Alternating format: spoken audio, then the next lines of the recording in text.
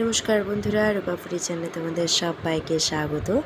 আজকে আমি বানাবো কাতলা মাছের আরেকটা নতুন রেসিপি। যদি এই রেসিপিটা কেউ আগে কখনো ট্রাই করে না থাকো, অবশ্যই এই পদ্ধতিতে একবার বানিয়ে দেখবে। আশা করি কারোর খুব একটা খারাপ লাগবে না।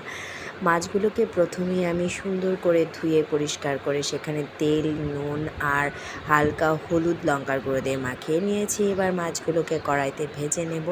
আর আমি সামান্য পেঁয়াজ কুচি করে রেখেছি বেরেস্তা বানানোর জন্য। আমি পেঁয়াজ কুচিগুলোকে ভেজে নিয়েছি।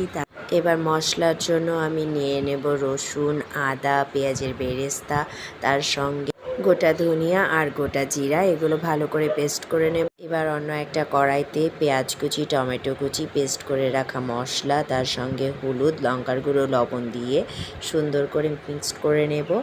এবার কিছুটা টক দই দিয়ে আমি মশলাটাকে ভালো করে কষিয়ে নেব। আমার মশলা কষানো হয়ে গেছে, দেখতেই পাচ্ছ। হালকা একটু জল দিয়ে দেব। যদিও আমি এখানে কিছুটা সর্ষে গুঁড়োই ব্যবহার করেছি, যেটা ভিডিওতে কোনো প্রবলেমের কারণে দেখাতে পারিনি।